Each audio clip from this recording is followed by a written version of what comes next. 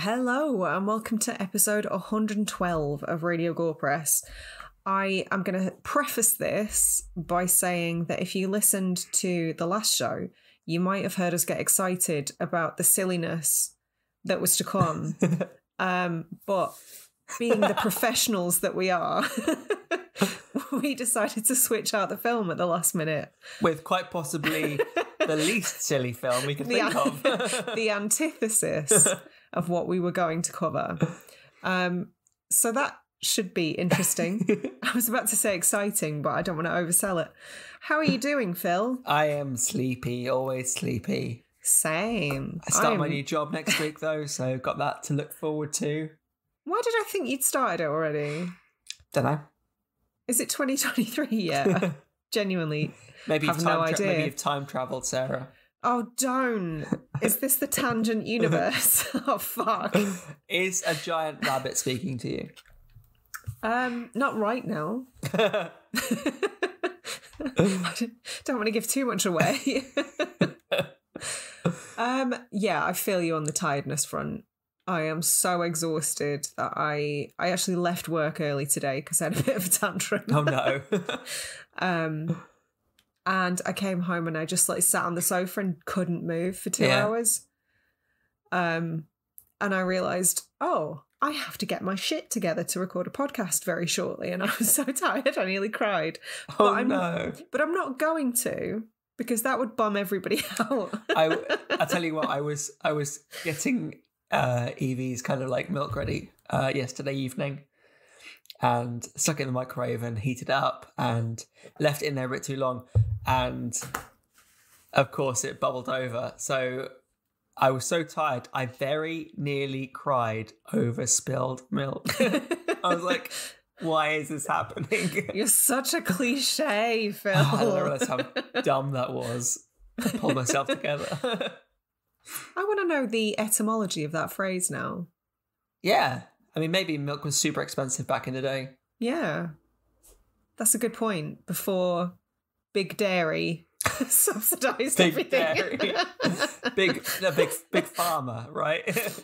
No, the real conspiracy is big dairy. No, pharma as in F-A-R-M-E-R. Yeah, no, I get it. Okay. I'm very tired, You didn't Phil. appreciate my pun, Sarah. Because it took me a second and I didn't want to look foolish in front of all our friends. I don't know why I'm bothered. It doesn't usually stop me. Oh no, my eyes are watering. This is going to go horribly. Have you got anything else going on other than being tired? Never. No, I'm seeing Never. seeing my parents tomorrow, so that's very exciting. That's cool. Having last bit of time with them before I start work properly. Because I haven't worked full time since April last year. I've obviously been freelancing since, but yeah, it's going to be weird.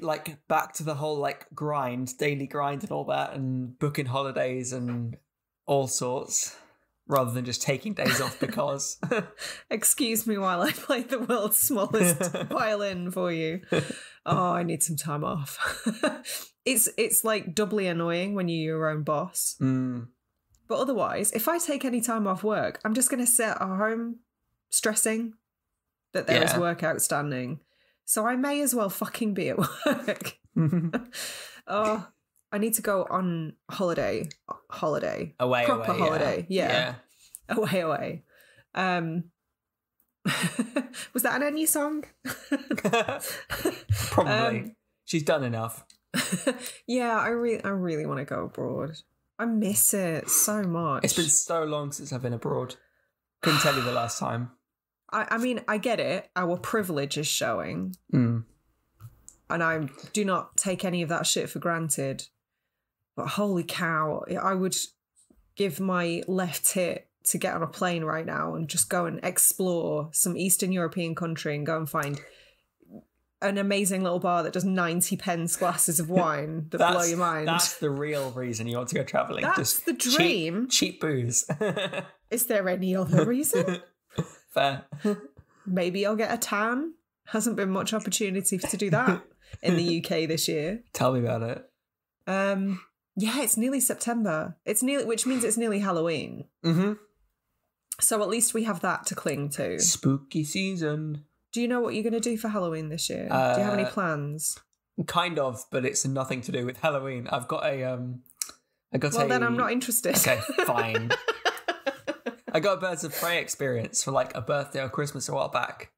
Oh. And because of lockdown, we haven't been able to do it. Not the film. No. No. Actual literal Birds of Prey. Yeah, like a falconry thing. So I'm going to be doing that Halloween. Daytime. Okay. That's the extent of my plans. I'm sure there's going to be more. What does that involve? Not super. Because it all started because we went to like a National Trust place or something with my family, and there was a big kind of like medieval style exhibit going on. Maybe not medieval, but like a Victorian era thing going on, like a something market, old. something old. And they had falconry shows, and of course they're asking for people to volunteer to come forward and handle a kestrel or something. I don't know how it works. I guess so, yeah. And I think because of how eager I seemed at the time, I was bought this gift voucher for, I think it was my sister got me it. So I finally got it booked in, and I'm doing that Halloween. But when you say because of how eager you seemed, were you actually eager? Yeah. Right, yeah. It's not something that backfired. Birds of Prey, cool, man.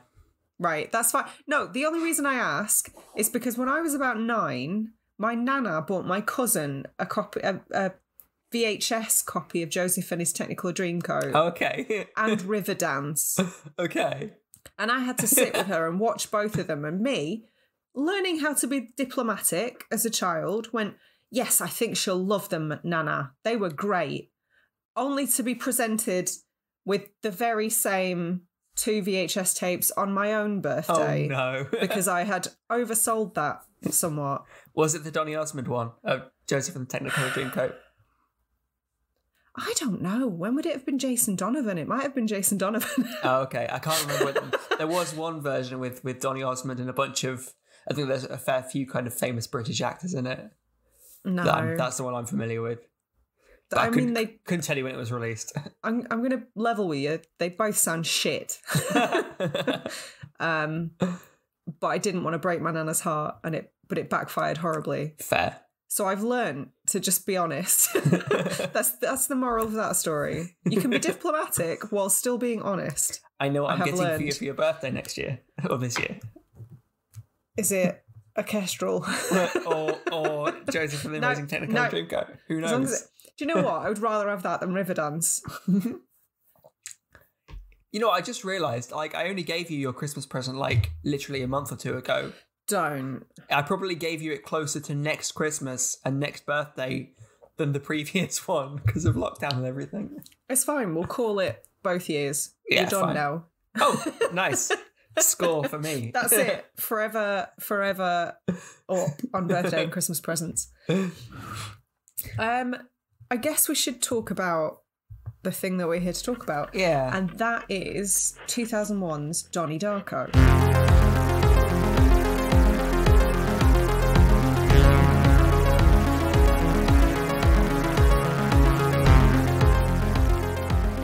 This was a bit of a scrabble for us because we thought we were being dead good and we'd penciled everything in for the remainder of the year. We've been so organised for the first time in ever. And then Rosie went and got sick and it sort of upended things a little bit because the some of the films that we had scheduled, I don't want to cover without her. They're very much like Rosie films, aren't they? Yeah, I think like some of them would benefit from Rosie's wit and some of them were Rosie's choices, so I wouldn't feel right covering them without her. Yeah. So there may be a bit of juggling going on. However... Which is fine, because I don't think they know what we have planned. So no one else knows. So all going ahead as planned. Are you saying the last 2 minutes have been pointless? And I should have kept that to myself? Is that what you're saying? Anything, Sarah. I think this was kind of the best case scenario, though. I think this worked out really well. I don't know about you, but we spent about an hour going back and forth trying to figure out what the hell was accessible to both of us. And we've been talking about kind of branching out into more cult films rather than too narrow a definition of horror for quite a while now. Mm-hmm. So this kind of seemed like the perfect opportunity. I will preface this whole thing by saying that disturbingly, I saw this film for the first time half my life ago. Okay. I hate that. There aren't words to describe how much I hate the fact that I can say that and have it be true. I know. I thought you were going to say I hated it, and I was like, you hated no. Donnie Darko. Quite the opposite. This is going to be an interesting episode if you did. It's just me ragging on everything just to be contrary. I would never. But yeah, I remember seeing the trailer somewhere. I guess it wouldn't have been on YouTube. So probably before another film. And I got a bit obsessed with it. And I remember reading a review somewhere and just being like, I have to get hold of this film. I have to see this film. But it was at a time, this is really going to fucking age me. It was at a time where the internet isn't what it is now. So I couldn't just like go and, find somewhere that was screening it or, have easy access to it. So I had to, and I don't know where I ordered it from, but I had to order the Region 1 DVD because that was the only way I could see it. And I just remember having my tiny mind blown. And I watched it a lot. Okay. Those first couple of years that I owned it. However, I haven't seen this for about, I would say, 12 years. I'm not the same person that I was 12 years ago. So I was terrified that it was going to be shit. Genuinely. I was like, oh no, is it going to be like faux intellectual, edgy bullshit? Yeah. I was worried that I would have misremembered it and that it might not hold up. I was very happy to be proven wrong. Well, I mean, it was so critically well acclaimed as well. Really well received. And I think, if it is pretentious, edgy bullshit, then that means everyone's in on it and everyone's fallen for it. I'm not going to say it's not pretentious, edgy bullshit. However...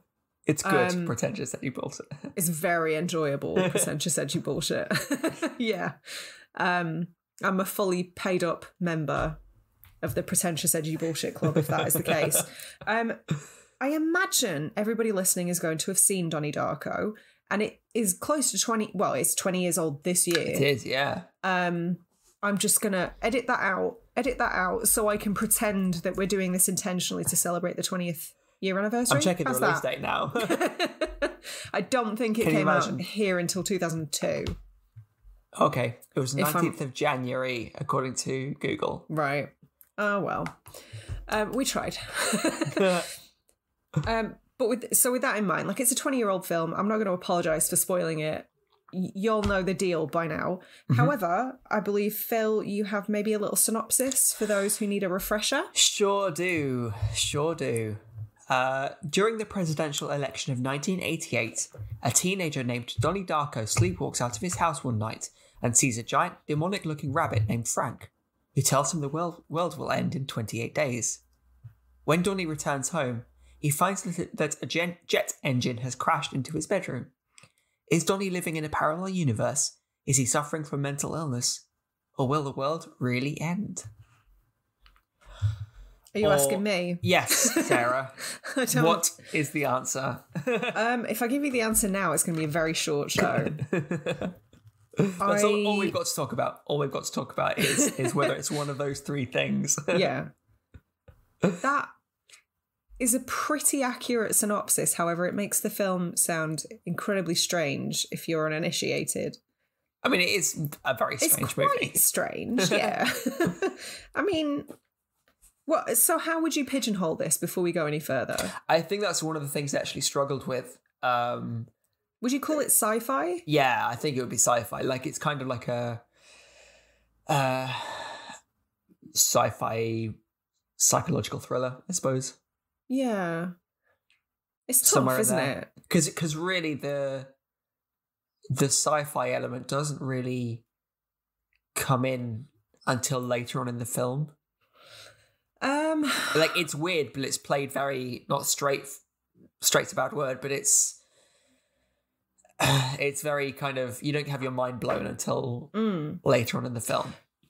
Yeah, I would disagree that the sci-fi elements don't come into play. They don't openly discuss it until the second half of the film, I would say. Yeah, that's probably more accurate.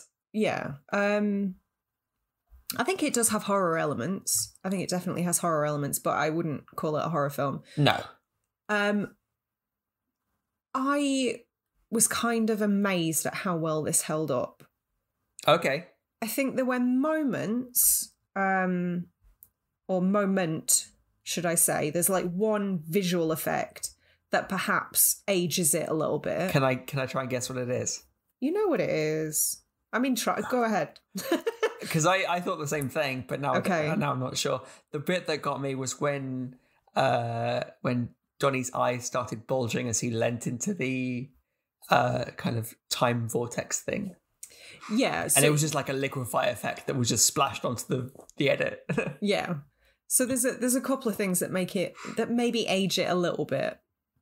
But otherwise, it's actually, this is probably the most ironic word I could use to describe it, but it's sort of timeless. Do you know what I mean?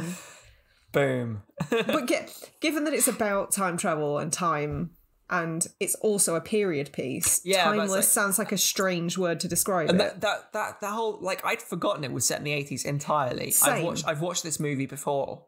I knew it had an 80s soundtrack. Yeah. But I'd forgotten it was a period piece. And it made me wonder, because obviously the kind of 80s aesthetic is quite big at the moment, particularly with Stranger Things and all sorts, and you know, to a certain extent Fear Street, even though that was kind of a bit earlier, you know, that kind of very 20, 30 years old. No, longer than that now, 30, 40 years old. Don't. Stop it, Phil. Yeah. But you get what I mean. And I think the way they portray it in Donnie Darko is a lot more kind of like straight-laced than what would have been done today. I think if you'd have had a film called Donnie Darko that was set in the 80s that was released for the first time this year, I think it would look far more sort of stereotypically 80s than the film actually does. I don't know if I would agree with that. Oh, really? Yeah. I think you're onto something in that I don't think this film would have looked any different. Yeah. Because I think they had quite a strong vision for it. Yeah. But I know exactly what you're saying. And I think the most glaring recent example is Wonder Woman in 84. Because that looked like a cartoon version of the 80s. Like, I was around back then. It didn't look like that. Yeah. But there aren't really many things that point to it being a kind of a retro period piece, as it were. You know, maybe a couple of hairstyles here and there, maybe a couple of outfits, but it's not like everyone's got perms and like is bopping around with like neon everything where, you know, this is it. Like, I definitely see what you're saying. Stuff like Stranger Things and Wonder Woman 84 has sort of taught us, it's informed our idea and maybe clouded our memory of what the 80s was actually like. And it wouldn't have been like this neon fantasy. It would have just looked like now, except with bigger hair and shoulder pads. Yeah. And perhaps more spandex. I don't know. Not my place to judge. But yeah, I think we've been informed by this very cartoonized, stylized version of the 80s that perhaps didn't really exist, isn't super duper accurate. Yeah, I think you're right. And also for the aesthetics of something like Donnie Darko, it works brilliantly. But yeah, it didn't scream, oh, this is an 80s period piece. For sure. Absolutely. For sure. I think if anything, the main thing that informs that is the soundtrack. Yeah, that, like, you know, and it's not long before you pick out songs that, even if you don't necessarily know, are familiar with, you know, they're very 80s in their sounds, you know.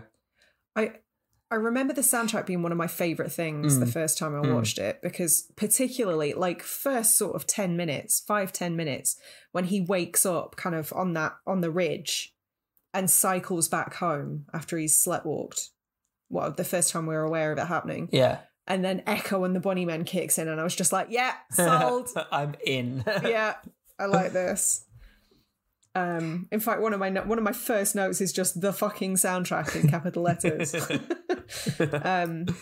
And I did a bit of reading up. I did a lot of reading up about this film, which will come into play later because, again, when this came out, we were all left scratching our heads because, as I said earlier, the internet wasn't what it is now. You couldn't just Google Donnie Darko explained. We all had to figure it out for our fucking selves. And it was hard work. I'm not sure I fully understood it until today years old, if I'm being perfectly honest. But yeah, I read a little bit about the soundtrack, and apparently a lot of the first choices they were denied the rights to. Yeah, I heard that.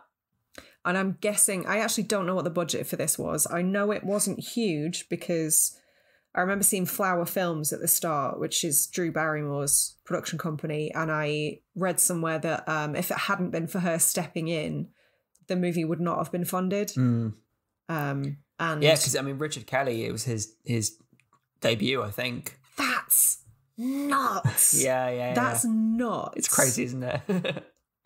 Can you imagine being the dude who wrote and directed Donnie Darko and having everyone around him being like, I can't wait to see what he does next, and then farting out Southland tales to everybody's collective disappointment? What the fuck happened, Richard Kelly? Genuine question, not rhetorical. I assume you're listening. Tell me what happened. I think I have seen... Googling it? No, but I think I've seen one other film of his. And that was World's Greatest Dad, which he produced. Wait, what? He produced. That's the only credit. The Bobcat Goldthwait film? Yeah, he produced it. He didn't write or direct it, but he has an involvement in it. I fucking love World's Greatest Dad. It's good, isn't it? Really good. It's that, like, peak sort of bittersweet. Yeah, that I love. for sure. If a film can make me laugh and cry, you've got my heart. Mm-hmm. That's all it takes. For the right reasons. Yeah. I should add. Yeah, so I'm intrigued to know what they would have liked the soundtrack to be, because it strikes me as odd that these songs were not the first choice because they work so perfectly. For sure, and they're so, like, still very quintessentially 80s. Yeah, I mean, there's, like, Echo and the Bunnymen, obviously. Duran Duran. Joy Division, I believe, at one point. The cover of Mad World. Yeah, which was supposed... Is that Tears for Fears? It was Tears for Fears originally. Yeah. It was Gary Jules who did, and that cover song just went insane. It did. I remember that happening.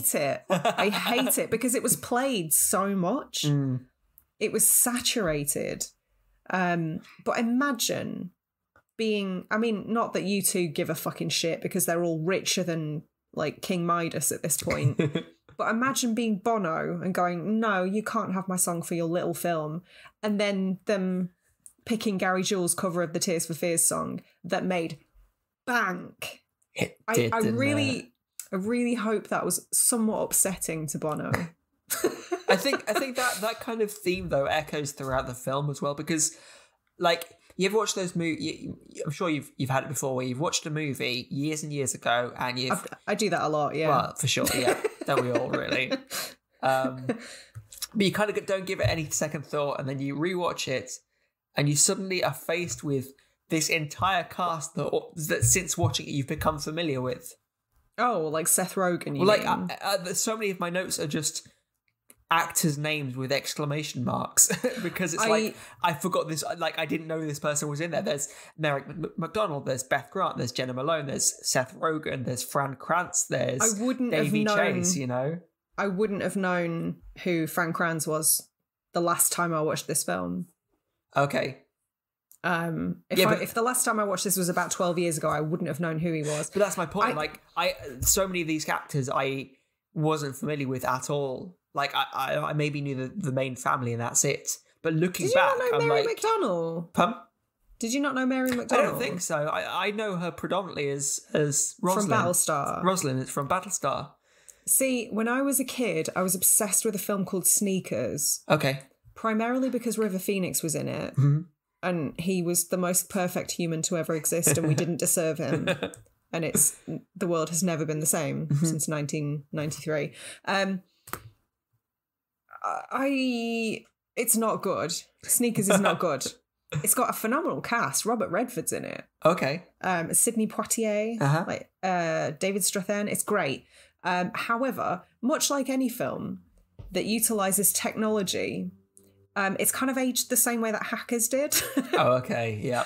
Which is not well, but it's very entertaining. You should watch it at your earliest convenience. I believe it's on Amazon Prime. Okay. No, I've got no excuse then. I definitely would have known who Seth Rogen was because I'd watched Freaks and Geeks at that point. Of course, yeah. Do they chase? I think the only... she was the Samara, right? She was Samara, and I think the voice of Lilo in Lilo and Stitch.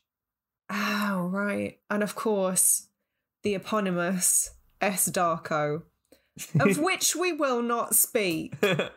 I haven't seen. I was just about to say, quick question, have you seen it? Nope. Don't do it. Don't do it to yourself. Trash. I don't know what they were thinking. I mean, money is what they were thinking. Of course, yeah. It's terrible. So in terms of the casting, pretty top notch. Like everyone was pretty great. Beth Grant, what is it about her and Marcia Gay Harden? Yeah. They're the best at like just despicable human garbage that you love to hate. Yeah. She's such a good character actress, and I think it was she's in Willy's Wonderland. I think that's the kind of recent film I've seen her in. But yeah, she's just so good to watch, and I think that funny you should mention Marcia Gay Harden, because this film I found has a very Stephen King vibe to it. I don't know if you feel the same way, but I can see that. It's like not that something kind of that I noticed. Is it the mom who's reading Stephen King's at the start? Yeah. Maybe that was intentional then. Maybe, that was but their little kind nod. of like semi-small town America, and there's these kind of strange goings on, but it's quite a tight-knit community, and there's quite a few like odd archetypes. There's like the crazy woman who is secretly significant. There's the raging right-wing angry woman, there was just something about the secret paedophile. Yeah. But you're right though, it could have been Derry. It could have been Maine. Just that whole like community felt very Stephen King. Yeah. Yeah, I would definitely agree with that. And the whole sort of they get around by riding bikes everywhere. Yeah. It's that very Stephen Kingian 80s vibe, isn't it? Yeah, that never occurred to me before, but I can definitely see that. I think it was literally thinking of Marcia Gay Harden in The Mist as Mrs. Carmody, I think her name is.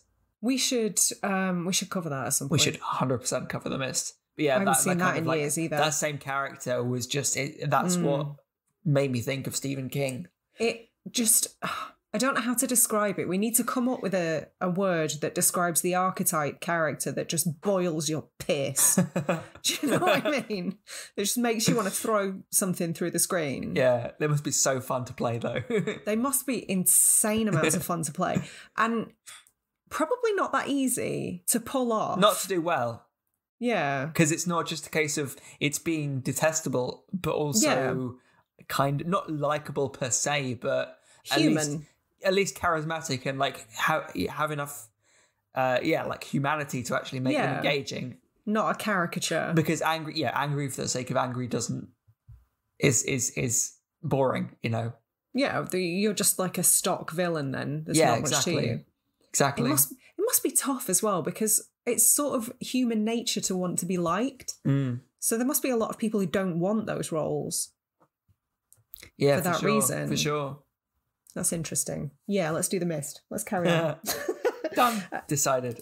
But yeah, this is what I was going to say. In terms of the casting, it was bloody genius to cast the Gyllenhaals as actual siblings. Like, how better to ensure that same sibling dynamic than to have it be real. I thought that was great. I did quite like the little bit of trivia that I sent to you last night. Go on, read it out. I'm not going to... I don't have it in front of me, sadly, but I will paraphrase, unless you do. I'm sure I can find it, don't worry. Maybe read it out verbatim. I shall read it out. In the voice that you imagined Richard Kelly saying it in. Intonation and everything. I'm not going to do that. When casting for the role of Donnie's sister, it came to writer and director Richard Kelly's attention that Maggie Gyllenhaal, who had filmed a few film credits at the time, would be available for the shoot. The agent who proposed her casting reminded Kelly of her scene in Cecil B. Demented, where she drank urine. Though Kelly was slightly hesitant towards the idea, he did like the way she drank urine and knew he wouldn't have to work harder creating a sibling rivalry between her and her brother Jake. Because those things are obviously connected. I do like the way she drinks urine. Well, I was leaning another way, but now that I've seen that scene... It's so oh my god, so absurdist. I mean... If we are to believe that all of the trivia that's been added to IMDb is true... The Simpsons, right? That's a proper Simpsons line or a Rick and Morty line or something similar. Well, I do like the way she drinks urine. I'm picturing it as some sort of film noir New York accent as he tips his hat kind of thing. But maybe that's just me. There was a lot of stuff on this watch that I picked up on that I don't remember noticing. Okay. When I first watched this film. Mm-hmm. Obviously things that only really become obvious on second, third, fourth viewing. Mm-hmm. And that's things like in the first 5 minutes when he's cycling back home after sleepwalking, the red Trans Am passes him. Okay. So yeah, so I watched this years and years ago, and it was the first watch. So this is the second. So okay. I think for all intents and purposes, this is basically a first watch for me because it's been so long that I haven't had that context, that kind of knowledge, or I'd forgotten that knowledge of knowing what lays ahead, you know. It's strange, isn't it? Because I hadn't seen it in such a long time, but I think I watched it a lot during formative years where it's just forever in my head. Yeah. I watched it at the right time. I always kind of love those, going back and revisiting some film that was really special to you when you were growing up and just kind of being able to recite the entire script, even though you haven't seen it in 10 years, you know? It's crazy, isn't it? I couldn't tell you what I watched 2 days ago, though. I hate that about how memory works. Everything is so new to you when you're younger. You're just a sponge. Yep. And the older you get, the more films you watch, you're just what trash have we got on the docket tonight? Yeah, won't remember that tomorrow. Amount of times I've been through Netflix going, have I seen this? Shall I watch? No, is this? Yeah, that's just permanent state at the moment. Yep. So yeah, there were a lot of things that I picked up on this time. That was one of the first. There were a lot of instances of rabbit imagery. Okay. That I don't think I cottoned onto. There's a toy rabbit at some point. Obviously, they talk about Watership Down in class with the rabbit on the cover. There's so many different moments. Couldn't begin to offer any sort of theory about what makes rabbits significant. Other than obviously Frank being a rabbit. I don't know. I don't know. At what point are we going to start deep diving? I mean, there's no time like the present. Right. Okay. Question. Okay. So, Donnie Darko has paranoia, delusions. He hears voices, and he's on medication and in therapy. And they reference at one point that he is thought to be schizophrenic. Do you think that's true? Or do you think it's all... do you think all of his paranoid delusions are explained away by the tangent universe theory? I think that... thinking about this. I mean, he's obviously been in therapy for some time, right? So you would assume in the first pass of this reality that, it doesn't really seem to indicate a time loop, it's a single. Oh no, I disagree. Oh, do you? Like, this is good we're talking about this, because it's one of those things where I've not really spoken about it, and I want to discuss things. I actually haven't. I've done a lot of reading over the past few days. Yeah. And I had my theories the very first time I watched it. I was probably very far off the mark when I was 19, let's be honest. I think there could be. I think there are suggestions that there is a time loop. Okay, interesting. And I'll get to that later. Yeah. But I was just going to say, like, one of the main things that leads me to believe that perhaps he's not schizophrenic is when his therapist admits that he's been on placebos. Oh, okay, yeah. So the medication wouldn't actually have been treating anything anyway, despite him having felt better on it. Which is interesting. And obviously it doesn't stop it wouldn't if it's a placebo, but the delusions and the hallucinations and whatever else continue. Yeah. And arguably get worse. I don't know enough about schizophrenia to know what the patterns are, or... I mean, it's an interesting one to cover off the back of A Tale of Two Sisters, I think, because they both kind of deal in similar... We've inadvertently done Mental Illness Month. Yeah. Although arguably every month here at Radio Gorepress is Mental Illness Month if we're on board. Jesus. But they both kind of have similar... Like, there's perhaps multiple explanations to whatever's going on. However, those two explanations are related in some way. They're not just arbitrarily plucked out of the air, and it's like, oh, there's two things going on, like in Tale of Two Sisters, and spoiler alert if you haven't watched it, maybe skip ahead 20 seconds. The idea that the ghosts and the mental illness come from the same event. And I think that's perhaps what is going on here as well. Okay. The time travel doesn't negate the fact that Donnie Darko might also have maybe some mental illness, That's really interesting, because I hadn't actually considered the notion that both might be true. Yeah, well, it's one of those things I'd need to go back. But if for example he saw the tragedy of what befell him by going through the first timeline, as it were, and then revisited, and then Frank manifested as his guilt or something similar.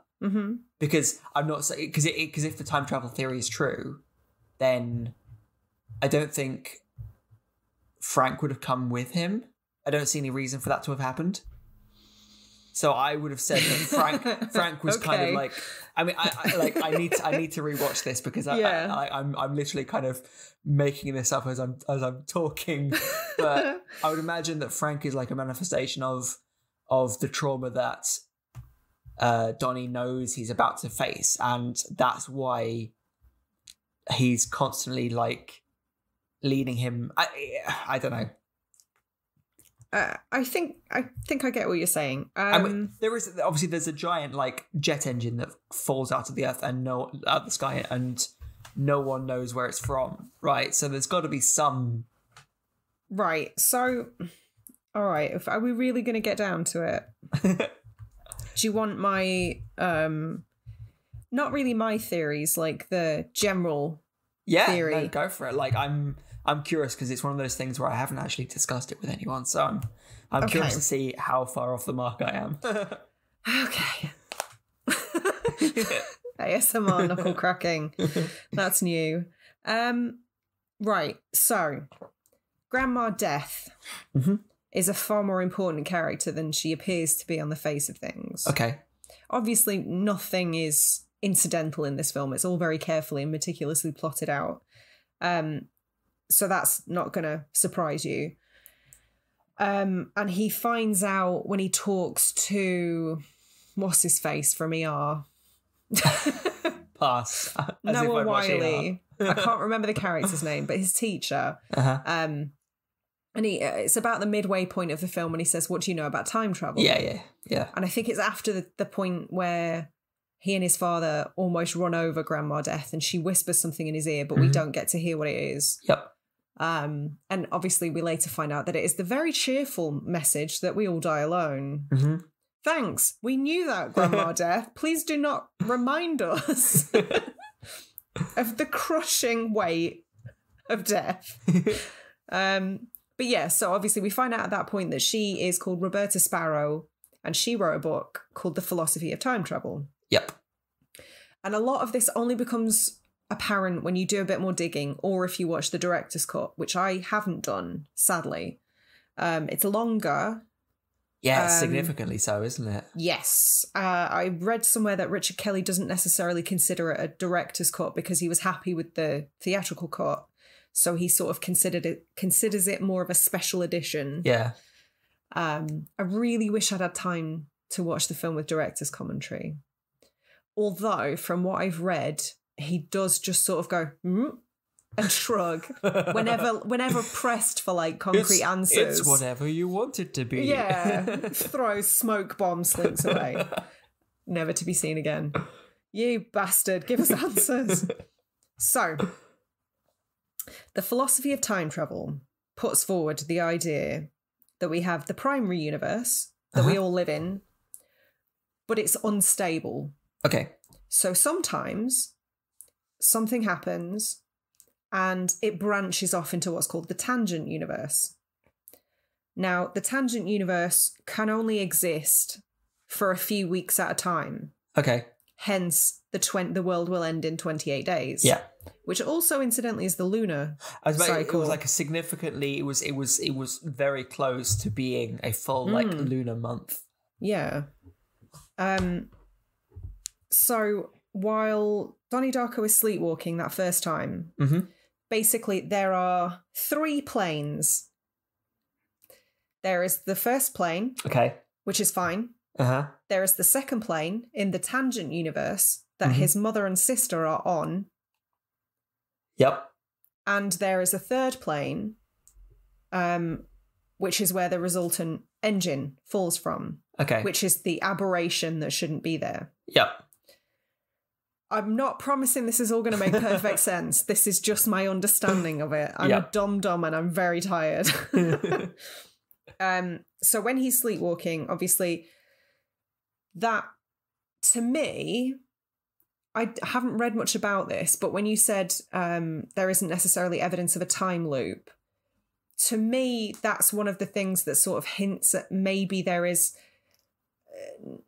maybe evidence of a time loop or suggestion of a time loop. Like he wakes up and he's always got this smirk on his face, like he knows more than everybody else. Like I wrote down it's the Kubrick smile, right? It's the one that Alex does in A Clockwork Orange. It's the one that Jack does in The Shining. It's just that kind of like a face, like head angled downwards, eyes looking up towards the camera. It's creepy smile. If there's one thing everybody says about Donnie Darko, smug bastard. Yeah. On Shudder, he's referred to as charming. I'm like, charming? I'm sorry, we're watching the same movie. He was kind of a dick. Yeah, he's not. I wouldn't say he's at all charming. I mean, he has a certain charisma, but yeah, charismatic is not the same as charming in my book, anyway. But yeah, he looks like he knows more than he does throughout the film.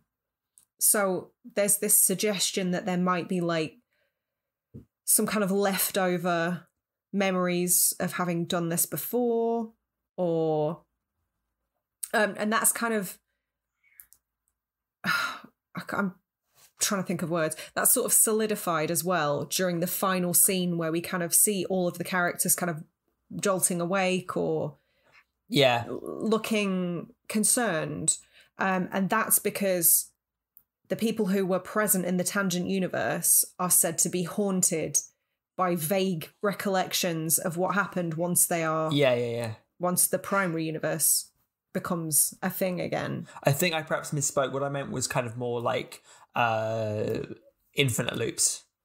Yeah, it's not like a Groundhog Day type. Yeah, that's deal. What I meant by this. There isn't a loop. Like they do go back on themselves because of course, like Donnie has to experience being outside of the house when the jet falls in order to survive, in order to go back to where he was when. So yeah, that's kind of more what I was referring to rather than But ultimately, I do not have an answer for how many times he may have done it. Yeah. Maybe this is just like one run through and done. But there are a few things that kind of nod to alternatives. So yeah, the tangent universe is unstable. It can only exist for a few weeks before collapsing in on itself. Within the tangent universe, there are what's called living receivers. Okay. Who are like the chosen ones, the people at the center of this, the people who are tasked with perhaps setting things right. Roberta Sparrow was one, and Donnie Darko is one. Okay, and no, never mind. Carry on. No, I watched Loki the other day. Oh right. And now I'm like, oh, and then Owen Wilson pops up. No, the TVA are not involved. So yeah, which kind of again goes some way to perhaps explaining his symptoms of schizophrenia. Okay, yeah. So again, within the tangent universe, we also have, like, so in addition to the living receivers, we have the manipulated living and the manipulated dead. Mm-hmm. So on the face of it, everybody has free will, but this is Donnie's story. He's at the center of it. It's up to him to put things right. And the people around him play a huge role in that. The manipulated living is basically everybody who is alive,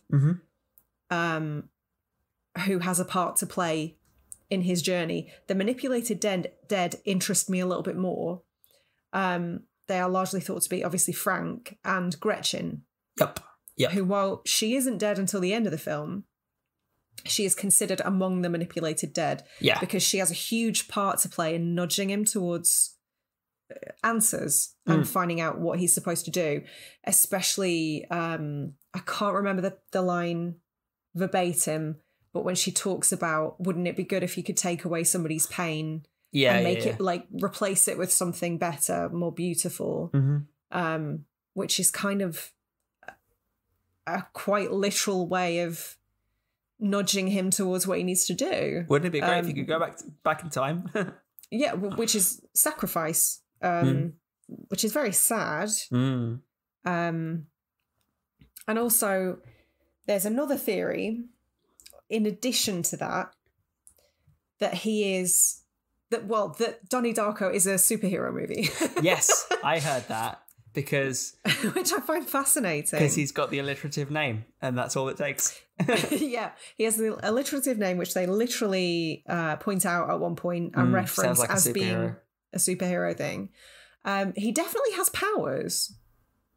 The fact that he's able to see where people are going before they go there, which is sort of like, does everybody have free will if he is able to, it casts doubt on a lot of what we believe to be true, which is why this film is an existential goddamn nightmare, and I'm now depressed. We'll get to that later. But yeah, he has this foresight that he shouldn't have. So in effect, he does kind of have powers. And a lot of people talk about him as well being kind of like a Christ-like figure. Okay. Because religion is something that's mentioned a lot in this film. The religious people are often shown to be pious and hypocritical, much like real life, and self-important. And speaking of edgy, but I find that really interesting, especially like Patrick Swayze's character, that kind of monster hiding in plain sight archetype. But basically just sort of Donnie kind of harnessing different elements in essence. Like he floods the school, he burns that guy's house down. It's very biblical. He's just the Avatar. None of this. No. Less of the Avatar talk. You'll find a way to work it into everything. But and then obviously towards the end of the film, when he's kind of reached this moment of acceptance and the aberrant weather that looks like horrifying, but I guess to the casual viewer would just look like a storm, which would explain the turbulence on the plane and the jet engine, but it's actually the tangent universe collapsing in on itself. I'm very tired, Phil. What do you think? So it's a weird one. So like I have a sense, like a feeling of having to like process this film and work it through and try and work out what it all meant, and like struggling with it a bit.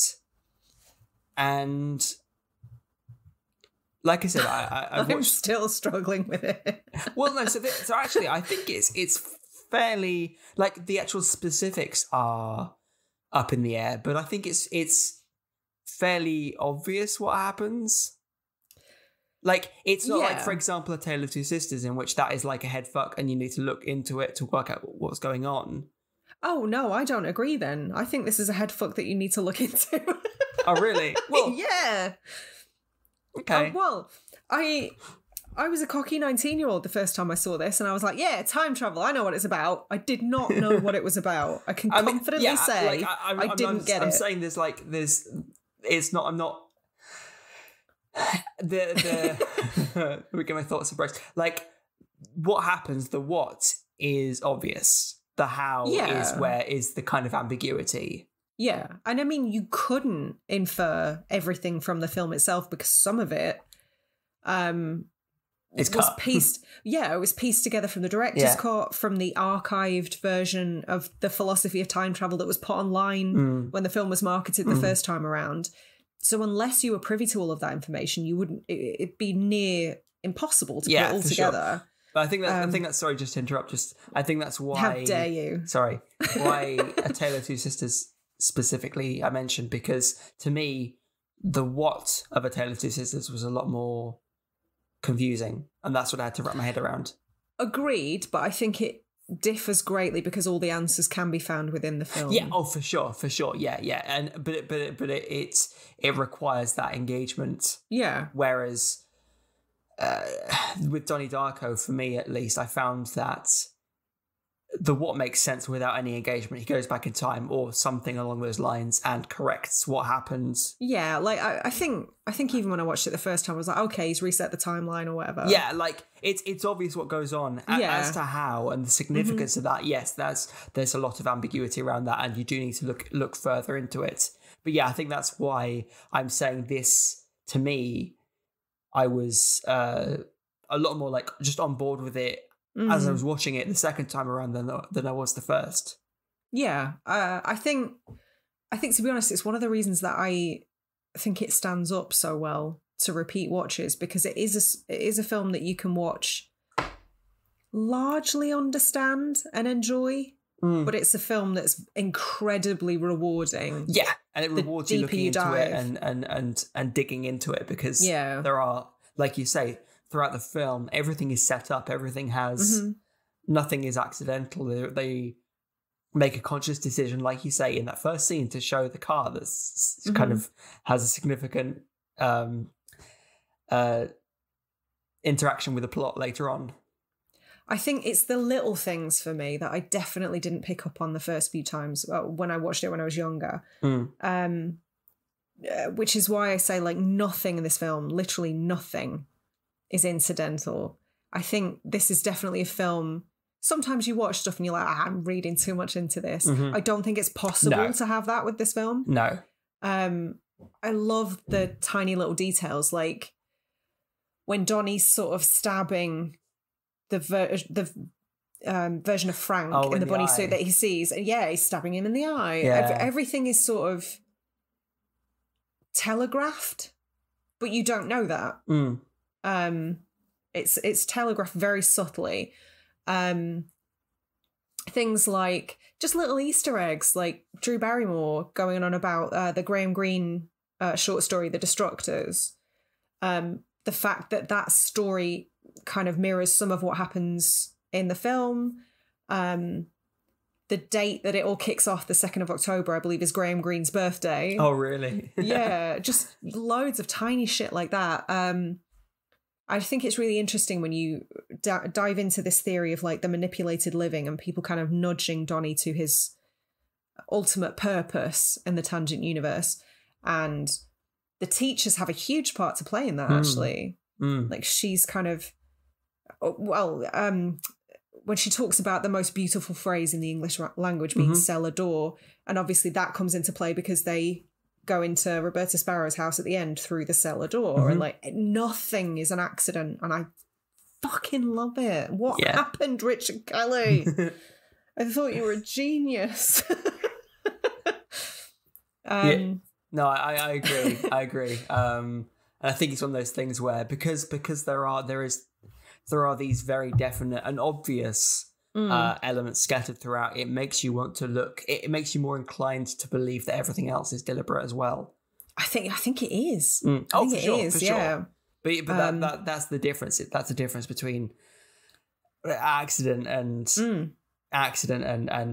actual conscious decision making, because a few of them are definitely nods to what's going on in the future. It means that everything else has significance as well, because that's the way it was written, right? Yeah, even the stuff that doesn't have any significance is still fun as shit to find out about. Like, I can't remember the film that they wanted to be playing at the movie theatre. Oh, it was Chud, I think. Was it Chud? I think so. Which is interesting, because that was a film that was kind of inspiration for us. Like the cannibalistic humanoid underground dwellers, I believe. So like this mirror world under the ground. So that's quite interesting. Yeah. But yeah, they couldn't get the rights to that, or there was some sort of issue. So Sam Raimi was just like, have the Evil Dead for free. Yeah. What a dude! Such a dude. That's such a I was watching it. I was move. like, oh, it's the Evil Dead. I wonder if they'll actually show anything, or whether it's just like, you just have to guess what's going on by the sound effects that sound like they could be from. You could have whatever written on the marquee. Yeah. And it's like, oh no, that's actual footage from Evil Dead. That's really cool. And then when I think he leaves the cinema, it kind of on the other side of the marquee, it's The Last Temptation of Christ, which again sort religious of imagery leans into this religious aspect. And I mean, I guess it's no surprise in a town that seems to be quite what's the word, not indoctrinated, but quite secular. But yeah, it does lend weight to that theory that he is kind of a reluctant Christ-like figure, reluctant and imperfect. Yeah, and for sure. He calls Cunningham the Antichrist. He does, and he's not far off the mark there. I thought that was the coolest thing I'd ever seen when I watched this. Because I was such a meek teenager. I was just like, I wish I had the balls to do that. To call Patrick Swayze the Antichrist. Yeah. I don't know. I thought Donnie Darko was the fucking coolest. I like, just interrupt quickly. I really like the casting of Patrick Swayze, because I think it really cements the era. Because it does. Like, Patrick Swayze, more than most other, like a lot of other actors, is so kind of quintessentially associated with the 80s. Synonymous. And, like having him in this kind of like early 2000s film that's set in the 80s, even if it's not necessarily overtly done, like in the same way we spoke about earlier, just him being there, you can't help but think, oh, Patrick Swayze, the 80s. I did read a cool fact that apparently all of the clothes that he wore in the film were his clothes from the 80s. Amazing. Which I love. And the shitty sort of religious video that they show in order to like indoctrinate people was actually shot on his ranch. He seemed like a cool guy, actually. I just love seeing kind of purposefully bad kind of not home movies per se, but when a character in a film is trying to make something professional looking and doesn't have the skills, like the way they do it in Far From Home, Spider-Man Far From Home, and you just have like these kind of stock footage with the Shutterstock watermark still on it. I just watch it and I'm like, yeah, I've been there before. Like, that's me. Cringe. I love it. It's just one of those kind of those nods, those things that you perhaps might not pick up on unless you're perhaps in with that kind of if you've industry. Got maybe first-hand experience, yeah, definitely. But it was just such a neat nod. I mean, anyway, I'm talking about Spider-Man now, so let's get back to Donnie Darko.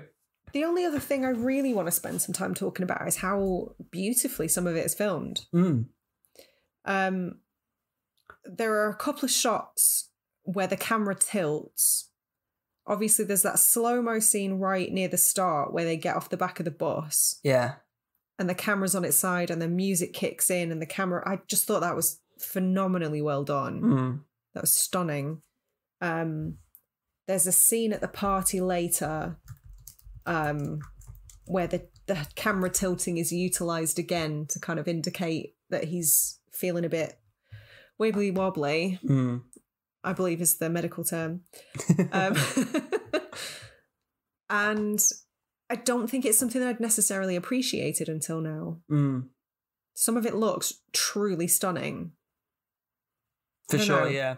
I think also one of the things that, speaking of kind of like the way it was shot, because of the fact it was shot on, I'm pretty sure it was shot on film based on the look and the feel of the actual cinematography. Like that gives it that kind of very timeless 80s authenticity, yeah.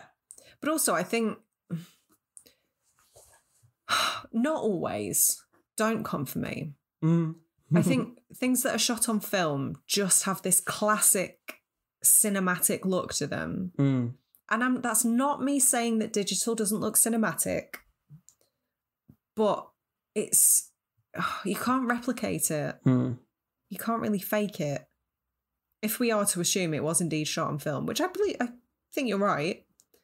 I mean, I was looking it up just now. The first digitally shot film and post-produced film was filmed in 1996.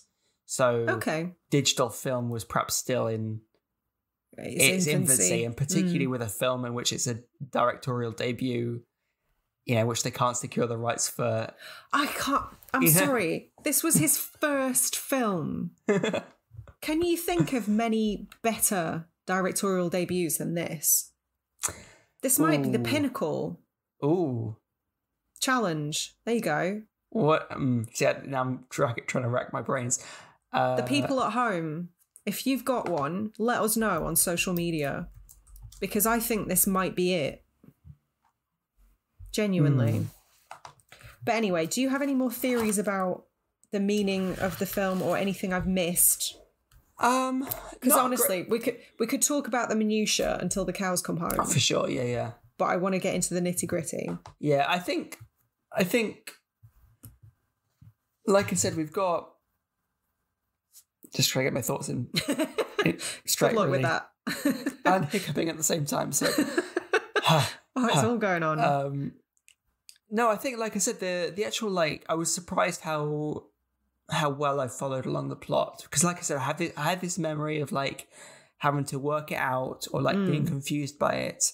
And I mean, it is quite convoluted. I know you say it's sort of quite straightforward. I'm not sure. Well, maybe you didn't say it was straightforward. I don't want to put words in your mouth, but easy to understand the bare bones of the plot, I guess. Yeah. I would say it's quite convoluted. Am I dumb? No. I think. Am I stupid, Phil? No. Because honestly, the actual, it's fairly obvious what happens, right? He goes through. Gretchen dies.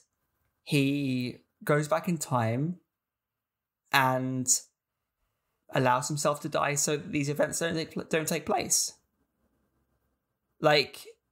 The actual specifics, like we've said, are up in the air.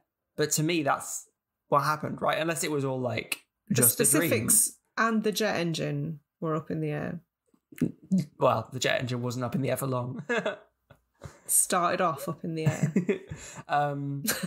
Yeah. So, but that's not necessarily what makes it special. It's the fact that, like you say, that they foreshadow things and they add these details because it shows a really detailed thought process, that it shows the thought process that went behind the film itself. And Can you imagine what the fucking mind map must have looked like when they came up with this film? Just lines everywhere. But it goes to show how like authentic it is, because they haven't just plucked stuff out the air and gone, oh, it's time travel, therefore it doesn't need to make sense. They've actually kind of like structured it in such a way to foreshadow things and to indicate what might happen further down in the film. You know, and because they understood it, because he did sit down and think about how the story, like you say, the actual like books that Roberta Sparrow had written, like clearly thought had gone into it, even if we don't understand it and we weren't privy to it in the film itself. And that itself is a lot. You know, it's something to be proud of. Like, yeah, having the level of detail, the level of like knowledge in your head about what the film's about will, of course, help inform the quality of the film itself. I can't plan what I'm going to eat for the week. Genuinely. Yeah. Do you think Richard Kelly was just sitting on this idea for like a decade? And that's why he's been shit ever since, because he just blew everything on this one film and then just went, that was all of my ideas. But I mean, it's interesting because the only reason I mention him is because in fact, the whole cellar door quote was Tolkien. But like Tolkien had a whole narrative in mind, and whole like he knew his world. He knew the world of Middle Earth when he wrote his books. And yes, there are kind of like this, I think the Silmarillion, which I haven't read, but I think is more to do with like the lore of Middle Earth rather than Lord of the Rings or The Hobbit or whatever. Lord of the Rings, I guess, is, well, you know, yeah, I didn't misspeak. Ignore me. Yeah, but it shows the thought process that's gone into it, and so having that knowledge will help inform the world itself and make that world seem more authentic, because all of a sudden these aren't just reasons that like things that happen for no reason. There's a thought process behind it, you know, and that's what gives it its authenticity. I do. I think it's just very alien to me. I can't imagine the level of imagination, planning, foresight, sure, like to link everything together. And I mean, to someone like me, everything seems kosher. I couldn't find a plot hole if you paid me. I'm sure there are some. I'm sure, like, I mean, time travel isn't real. So. Yeah, and it's like notoriously difficult to do in film, right? Yeah. Without opening up some sort of paradox. Or without it being really hokey. Actually, that's something that's quite interesting. This film is sci-fi, and it deals with some pretty hokey concepts whilst seeming really gritty. Gritty might not be the right word, but it's very real world. Yeah, it's not fantastical in the way it portrays. No, not at time all. Travel, and the people in the film they approach have it with like a scientific head. Yeah, they have very real world problems. They feel like people rather than characters. So that's got to have been difficult to pull off as well. That balancing act. I think to me that it's the type of work that you would have to be passionate about in order to execute well, because you need that drive that wants to make your world seem real, and that's what gives it its authenticity. And maybe whether that's just through the explanation and knowing in your head how the film works, even if you don't necessarily portray it in the film itself, or whether it is, like I said with Tolkien, building the world in your head and writing languages specifically for for races. You know, it's all about knowing that world and making it seem real. Theory. Given that everything Richard Kelly's done since has been kind of a dud, what if the first draft of Donnie Darko was shit? And he went back in time and yeah, and he went into the tangent himself. Universe and learned from his mistakes, and all the manipulated living and the manipulated dead nudged him in the right direction to make a masterpiece of a film. And then he got crushed by a jet engine. The end. Yes, that's what I was about to say. It's the only thing that makes sense. So with that in mind, how do you feel about the end of the film? Do you think it could have ended any differently, or do you think that was pretty perfect? I think it was pretty perfect. It's quite like the character himself is pretty... How do you read that? What's your take on it when he's sort of maniacally laughing to himself in his bedroom, knowing exactly what's going to happen? He's going to be snuffed out by a jet engine any second. But he's reached a sort of acceptance. Yeah, that's the thing. I think throughout him, he's quite nihilistic as a character. Like, he's very fatalistic. You know, there's like discussion of like dying alone and all sorts. You know, it's about mortality, and knowing the tragedy that's... It's an uplifting ending, actually, because he is sacrificing himself for the greater good. Like, he's putting other people above him, because he's not wanting to survive without Gretchen, for example. And so he sacrifices himself knowing that that chain of events will stop because he won't be interfering with it. So I think it's weirdly quite an uplifting ending. I agree. I would use the word bittersweet, because obviously it is quite sad. Yeah. But I definitely think you're right. And I think it's quite an interesting example of a film that's quite death positive, if that makes sense. Like, death positivity is something that's not talked about very much, because death and dying is still considered quite taboo and upsetting to most people. But the fact of the matter is that we will die one day, and the sooner we sort of get to grips with that, the more we're able to enjoy the time that we have. Oh, for sure. And not see life as this big tragedy ultimately. And that's like the double-edged sword of nihilism, right? There's the side that says we're all going to die, everything's terrible. What's the point? Entropy faces us all. What's the point? And there's the side of nihilism that says we're all going to die, so let's just enjoy the time we have. Yeah, but we're alive now. Yeah, and that's kind of beautiful. Yeah. Agreed. I'm quite glad that we had the same takeaway there. I'm not sure I did when I watched it first. I think, like I said, it's perhaps one of the first times you see him laughing, and it seems authentic. You know, he seems happy. Yeah, he quite often has that sort of smug, wry smile, but it's not joyful. When at the end he seems genuinely joyful. For sure. And it's quite beautiful. Yeah.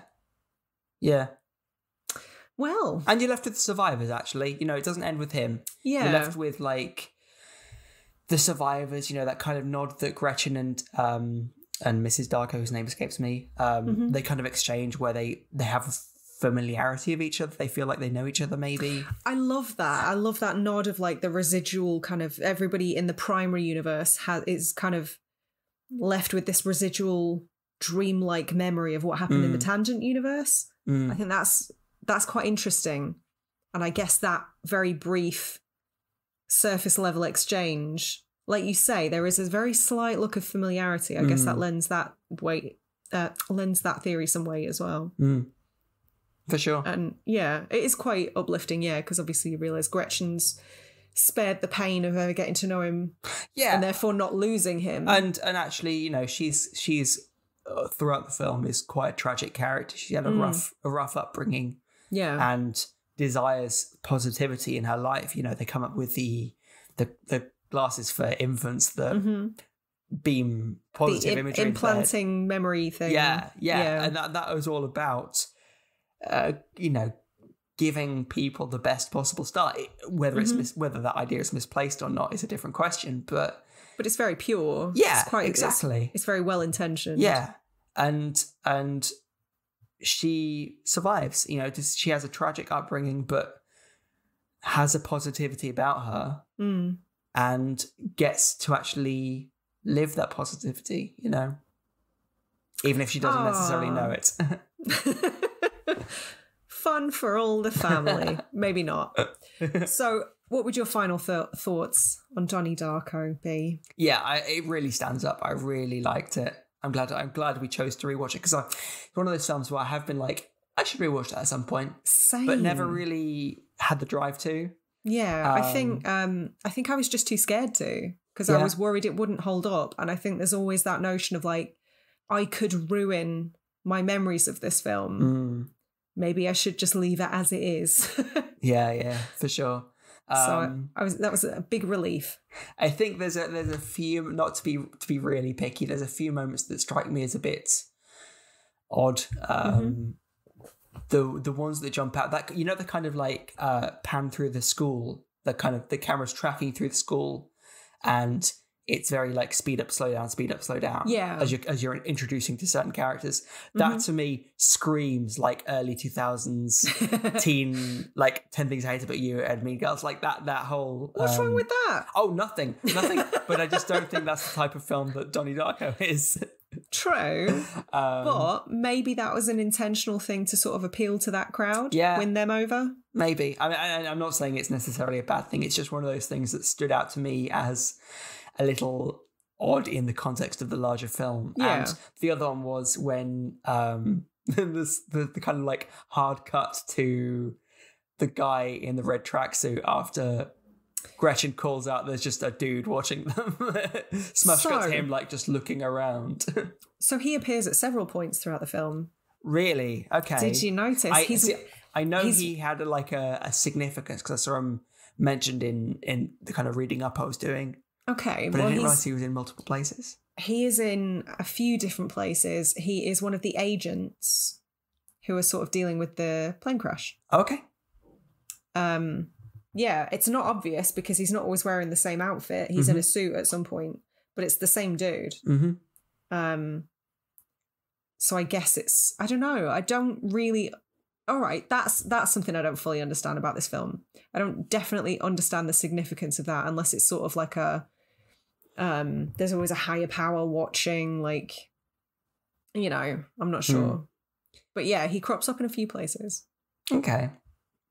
I guess that lends credence to the fact that there's like you know, influences. I can't remember what term was used, but the idea that there are people within the universe that are set on making things go the way they should. Yeah, manipulated living, I guess. Yeah, he could be.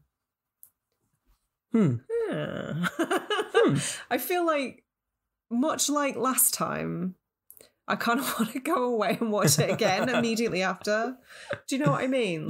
For sure. I like these discussions because they make me appreciate films more thoroughly. Yeah, and it's a good one to have that discussion about. Like, it's such a complex movie. For all my talk of saying, oh, it's really easy to understand. Like, it's so straightforward. There's way more to it than just that. Yeah. And it's only about sort of reading into it, discussing, talking, whatever, that you're able to actually appreciate that. You know? Yeah. We didn't talk about James Duval.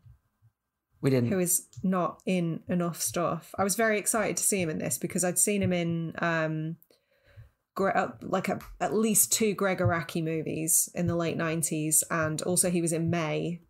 Okay. He cropped up a lot in sort of indie stuff in that era, and you never really see him anymore, so that was kind of cool. And also there was a moment, well, we didn't talk about Sparkle Motion. That's because our commitment to Sparkle Motion is in doubt. Yeah. I will say, when they're practicing out front of the school at the very start of near the start of the movie, and Devay Chase's character turns around and tries to high-five somebody and misses, that is the best visual representation of my entire school years that I've ever seen committed to film. So I appreciate it for that. Bless her. Is it just me or was that dance shit?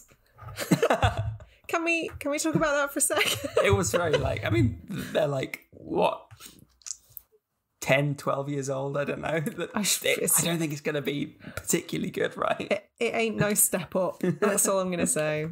That's the benchmark, is it? Yeah.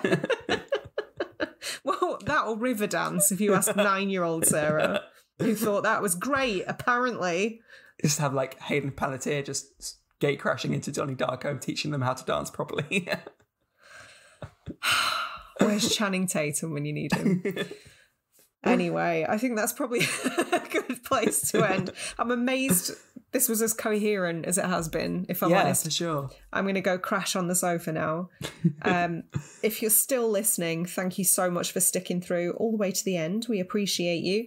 If you do fancy seeing a bit more from us, we're on all of the main social medias, but not TikTok because that's the devil and we're all very old. But yeah, if you can come and find us on Facebook, Instagram and Twitter, Radio Gorepress.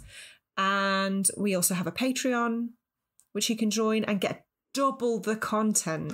Ooh, double the content. We don't often... literally double, isn't it? It is literally double. We don't often reference the Patreon very much anymore because we started to feel uncomfortable giving it the hard sell. But we do have a lovely little Gore-fam. We do. And we all check in on each other in the Discord server and it's just lovely. And you get to hear us waffle on like twice as More much. so. Why wouldn't you want that? Crazy. And join for next minisode where you hear my thoughts on Loki since we've mentioned it. I can't fucking wait to talk about Loki. Okay. I'm not going to say anything. That's going to be spoilery.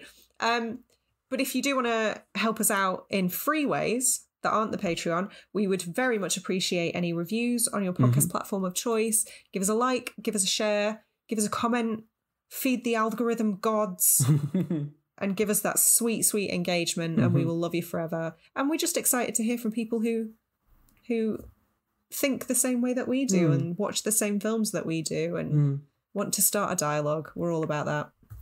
But until next time, thank you so much for listening and stay spooky.